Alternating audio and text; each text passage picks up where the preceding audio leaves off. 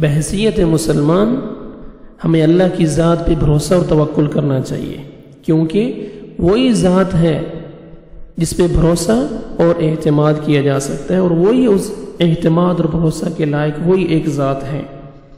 اللہ کے علاوہ، اللہ کے سوا کوئی ایسی ذات نہیں جس کے اوپر اعتماد اور بھروسہ کیا جائے۔ آپ صبح شام کے اذکار کرتے ہیں، دعائیں مانگتے ہیں، آپ ان کلمات کو بھی اپنے ذکر اذکار دعاؤں میں شامل کیجیے۔ حسبی اللہ و نعم الوکیل، حسبنا اللہ و نعم الوکیل۔ بخاری شریف کی حدیث ہے، حضرت ابن عباس رضی اللہ عنہما بیان کرتے ہیں، عن ابن عباس رضی اللہ عنہما قال حسبنا اللہ و نعم الوکیل قالها ابراہیم علیہ السلام حین القی فی النار۔ حضرت ابن عباس رضی اللہ عنہما بیان کرتے ہیں، حضرت ابراہیم علیہ السلام نے حسبنا اللہ و نعم الوکیل، ہمیں اللہ ہی کافی ہے اور وہی ہمارا کارساز ہے، وہی اچھا کارساز ہے، یہ کلمات اس وقت کہے تھے جب انہیں آگ میں ڈالا گیا۔ حسبنا اللہ و نعم الوکیل، ہمیں اللہ ہی کافی ہے، وہی اچھا کارساز ہے۔ وقالها محمد صلی اللہ علیہ وسلم حين قالوا ان الناس قد جمعوا لكم فاخشوهم فزادهم ایمانا وقالوا حسبنا اللہ ونعم الوکیل۔ اور محمد رسول اللہ صلی اللہ علیہ وسلم نے یہ کلمات اس وقت فرمائے جب لوگوں نے کہا کہ لوگ تمہارے خلاف جمع ہو گئے ہیں، ان سے ڈرو۔ پس اس بات نے ان کے ایمان میں اور اضافہ کر دیا، پس آپ نے فرمایا حسبنا اللہ ونعم الوکیل،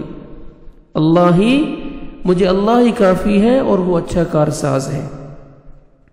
اور بخاری ہی کی روایت میں حضرت ابن عباس رضی اللہ عنہما ہی سے مروی ہے کہ انہوں نے کہا كان آخر قول ابراہیم علیہ السلام حين القی فی النار حسبی اللہ ونعم الوکیل۔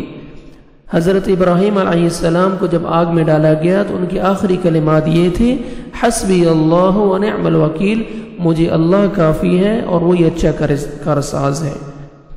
یہ کلمات بھی ثابت ہیں، حسبنا اللہ ونعم الوکیل اور حسبی اللہ ونعم الوکیل۔ آپ اپنے ذکر اذکار میں، دعاؤں میں، ہمیں اپنے ذکر اذکار اور دعاؤں میں ان کلمات کا بھی معمول بنانا چاہیے۔ اللہ سبحانہ و تعالیٰ سے جب یہ پریشانی آئے ہمیں ان کلمات کے ساتھ اللہ تعالیٰ کے ساتھ تعلق قائم رکھنا چاہیے، مزید تعلق ہمیں بڑھانا چاہیے اللہ سبحانہ و تعالیٰ سے، کیونکہ اللہ تعالیٰ کے مقرب، اللہ تعالیٰ کے انبیاء، اللہ تعالیٰ کے مقرب بندے دعا اور توکل علی اللہ کے ذریعے تسلی اور مدد طلب کرتے تھے اور کرتے ہیں۔ اللہ کے جو نیک بندے ہیں وہ اللہ تعالیٰ کی ذات پر بھروسہ اور اعتماد اور توکل علی اللہ کے ذریعے تسلی اور مدد طلب کرتے ہیں، اس لیے تمام لوگوں سے ان کی آزمائشیں زیادہ ہوتی ہیں۔